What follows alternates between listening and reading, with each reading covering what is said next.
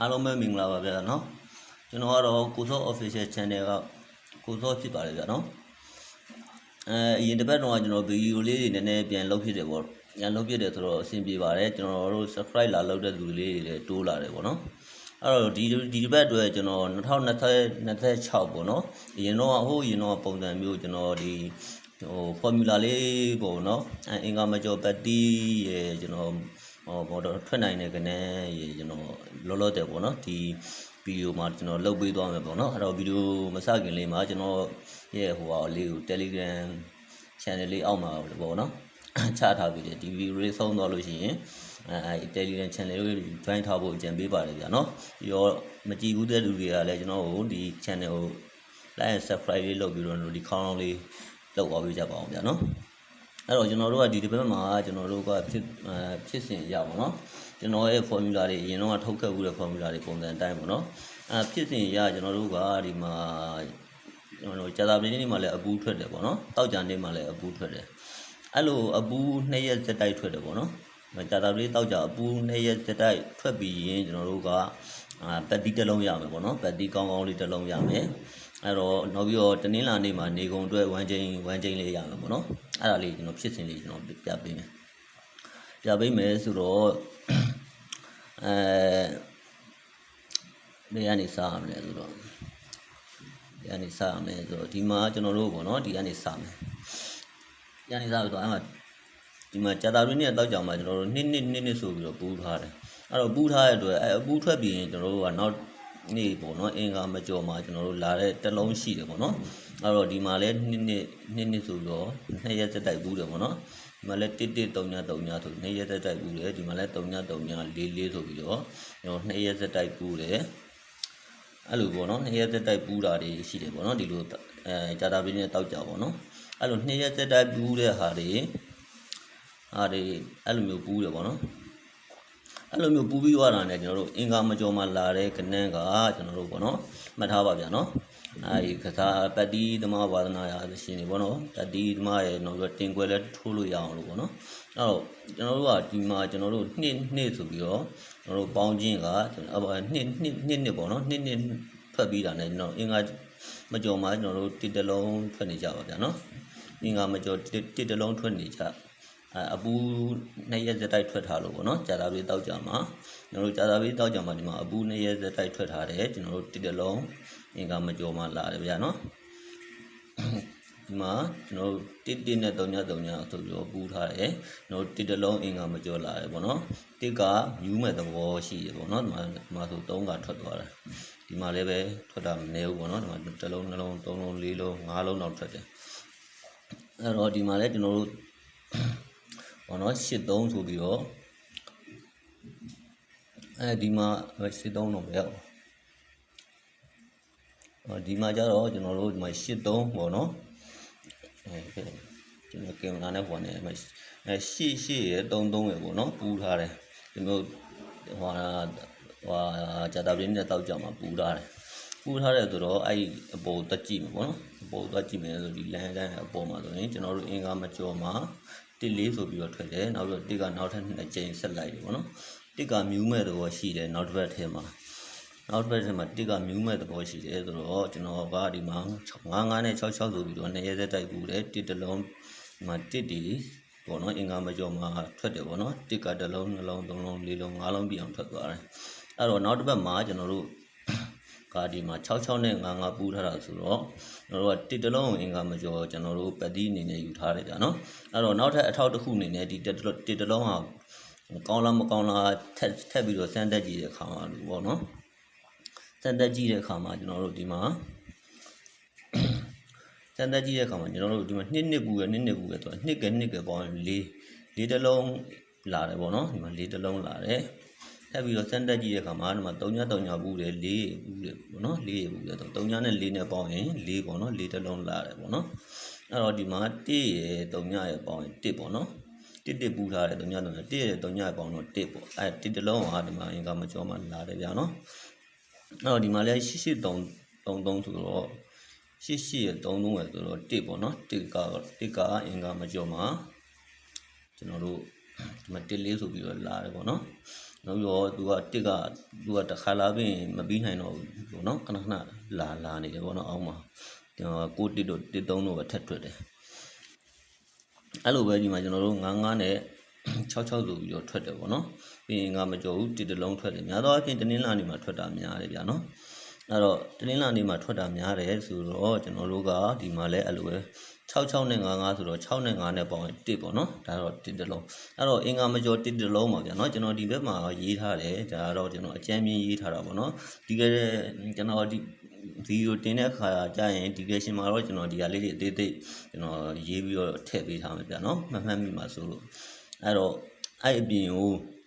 ကျွန်တော်တို့ကနောက်ထပ်ဘာတတိထားမိတယ်ဆိုတော့ပေါ့နော်ဘာတတိထားမိသေးလဲဆိုတော့ကျွန်တော်တို့ကများသောအားဖြင့်ပေါ့နော်အဲ့လိုမျိုး2ရက်ဆက်တိုက်မပူးတောင်မှ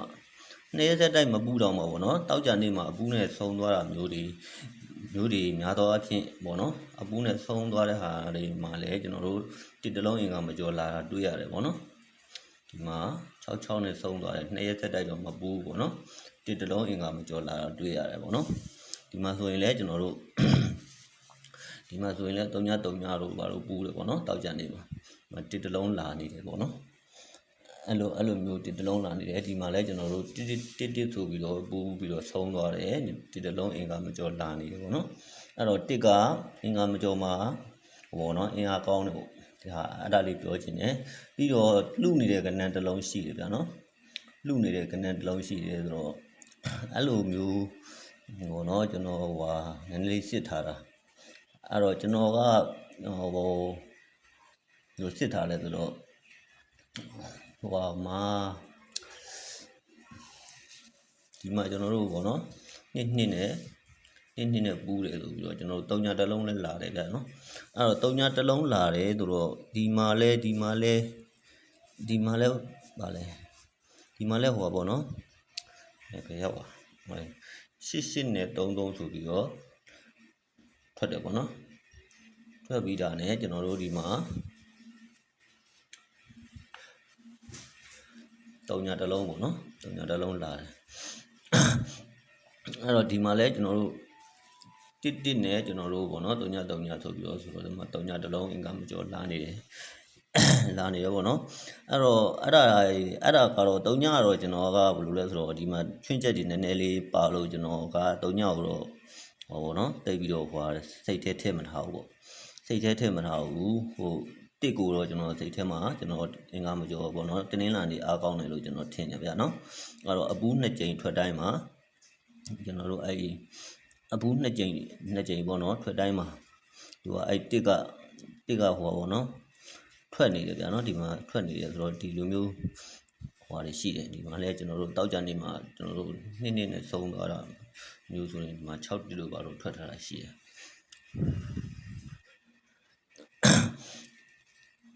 အဲ့တော့အဲ့တစ်ကိုကျွန်တော်တို့အင်္ဂါမကျော်ကိုင်မယ်ပေါ့နော်ကျွန်တော်အနေနဲ့ပြောရမယ်ဆိုလို့ရှိရင်သဘောပေါ့နော်ကျွန်တော်သဘောအနေနဲ့ပြောရမယ်ဆိုရင်တစ်ကတော့အင်္ဂါမကျော်အားကောင်းပါတယ်ဗျာနော်တနင်္လာနေ့ကျရင်ဒီဗီဒီယိုကတော့ဒါ formula အနေနဲ့ကျွန်တော်ထုတ်လိုက်တဲ့ဗီဒီယိုပေါ့နော် formula အနေနဲ့ဒါတစ်တလုံးပြီးတော့နောက်တစ်ခုကကျွန်တော်တို့ပေါ့နော်မွေးကနန်းမွေးကျင်တဲ့သူတွေပေါ့နော်မွေးကနန်းမွေးကျင်တဲ့သူတွေအတွက်ကကြတော့ကျွန်တော်တို့ဒီမှာအဲ့လိုအပူး2ကြိမ်ထွက်တယ်ပေါ့နော်အပူး2ကြိမ်ထွက်ပြီးတဲ့တိုင်းမှာကျွန်တော်တို့ထိုင်းပါဝါလို့လည်းခေါ်တယ်တချို့ကမလေးလို့လည်းခေါ်တယ်ပေါ့နော်အဲ့မလေးဆိုတဲ့ကဏ္ဍထွက်တယ်ပေါ့နော်ဒီမှာ4ခွန်ဆိုတာမလေးပြတယ်နော်အဲ့4ခွန်လို့ထွက်တယ်ပြီးတော့ဒီမှာလည်းကျွန်တော်တို့3ည1အဲ့လို3ည4အဲ့လိုအပူး2ကြိမ်ထွက်ပြီးနောက်တစ်ပတ်မှာမလေးတစ်ကြိမ်ပေါ့8 5နဲ့3ပေါ့နော်8 5နဲ့3မလေးပြန်နော်ဒီမှာ1 3မလေးပြန်ထွက်တယ်ပေါ့နော်ဒီမှာလဲ1နဲ့3ညပူးတယ်ကျွန်တော်8 5ဆိုပြီးတော့မလေးပြန်ထွက်တယ်ဗျာနော်အဲ့တော့သူကမလေးကထွက်ဖို့ပေါ့နော်ရှိတယ်မလေးထွက်ဖို့ရှိတယ်ဆိုတော့ဒီမှာလဲ9966ပေါ့နော်ရှိတယ်9966ရှိပြီးတော့ကျွန်တော်တို့ဒီမှာမလေး8 5ဆိုပြီးတော့ကျွန်တော်တို့ပြန်ထွက်တယ်ပေါ့နော်ပြန်ထွက်တယ်ဆိုတော့အဲ့အပြင်မှာဘာသူကထပ်ပြီးတော့ support လုပ်ထားသေးလေဆိုတော့ကျွန်တော်တို့ဒီမှာဆိုရင်လည်းပေါ့နော်ဒီမှာနှစ်နဲ့ဆုံးထားတယ်ပေါ့နော်တစ်နဲ့2ခါထွက်ထားပြီးတော့နောက်တစ်ပတ်မှာမလေးနဲ့39ဆိုပြီးတော့မလေး39ထွက်တယ်ပေါ့နော်ဒီမှာလဲကျွန်တော်တို့တစ်နဲ့ဆုံးသွားတယ် ကိုနဲ့ပေါ့နော်နှစ်ခါထွက်တယ်နှစ်ခါထွက်ပြီးတာနဲ့ကျွန်တော်တို့ပေါ့နော်ဒီမှာတစ်တလုံးနဲ့အင်္ဂါမကျော်ပေးပြီးတော့မလေး26ဆိုပြီးတော့ကျွန်တော်တို့ထွက်ပေးတယ်ပေါ့နော်အဲ့တော့မွေးကနန်းမွေးချင်ကျွန်တော်တို့မလေးကအားကောင်းတယ်ပေါ့နော်မလေးဆိုတာဟောမလေးဆိုတာမတိတဲ့သူတွေအတွက်ဟောကျွန်တော်ဒီဟောပေါ့နော်မှန်ပြီးသေးတဲ့သူတွေအတွက်ဟောတင်သေးတာတော့မဟုတ်ပါဘူးဟိုတင်သေးတာတော့မဟုတ်ဘူးဆိုတာဟိုဘောနော်မတိသေးတဲ့သူတွေအတွက်ကျွန်တော်ဒီကရှင်မှာချရေးပေးထားမယ်ဗျာနော်တစ်ချက်လောက်ဝင်ကြည့်လိုက်ရင်တွေ့ပါလိမ့်မယ်အဲ့တော့မွေးကျင်အဲ့ဟောပေါ့နော်ပတ်တီကတော့ကျွန်တော်တို့အင်္ဂါမကျော်1တနင်္လာနေ့မှာကျွန်တော်တို့1-3ညကိုဝန်ချင်းအနေနဲ့နေကုန်သုံးမယ်ပေါ့နော်မနေ့မလာညက်နေပေါ့ဝန်ချင်းအနေနဲ့ကျွန်တော်တို့နေကုန်300ရှိတယ်ဟောပေါ့နော်နေ့တိုင်းကတော့ကျွန်တော်တီးတဲ့မရှာသေးတဲ့အတွက်ဗီဒီယိုတက်လုပ်ပြီးမှပြန်တင်မယ်ဗျပြန်တင်မယ်ဆိုတော့ဒီဗီဒီယို edit လုပ်ပြီးတဲ့အချိန်မှာပို့တင်တဲ့အချိန်ကျမှပဲကျွန်တော် direction မှာကျွန်တော်တို့ဒီဟာလေးတွေကိုအသေးသေးလေးရေးပြီးတော့ကျွန်တော်တင်ထားပေးလိုက်မယ်ဗျာနော်အဲ့လောက်ဆိုရင်တော့ဒါဟောပေါ့နော်ခိုင်လုံတဲ့ဟောပေါ့နော်ပတ်တီတစ်လုံးတော့အဆင်ပြေလောက်မှထင်ပါတယ်ဗျအဲ့တော့ကျွန်တော် channel လေးကိုလည်းsubscribe လေးလုပ်ပြီးတော့အားပေးသွားကြပါအောင်ဗျာနော် Telegram ကိုလည်း join ထားပြီးပါဗျာနော်ဒီဟိုညနေပိုင်းကြာတော့ကျွန်တော်ကဗီဒီယိုလုပ်ဖို့ဟောပေါ့အစဉ်ကမပြေဘူးပေါ့နော်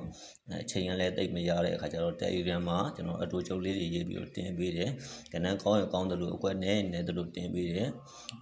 ဝမ်းချင်းရရင်လည်းဝမ်းချင်းပေါ့နော်အဲ့လိုမျိုးလေးတွေတင်ပေးနေတယ်ဗျာနော်အဲ့တော့အဲ့ Telegram လေးကိုလည်း join ထားပြီးပါဗျဗီဒီယိုကတော့7မိနစ်ကျော်သွားပြီဆိုတော့ဒီလောက်ပဲကောင်းပါလေဗျာနော်အဲ့တော့အားလုံးပဲကောင်းကြပါစေလို့ဆုတောင်းပေးနေဒီဗီဒီယိုလေးကိုအဆုံးသတ်ပါရစေဗျ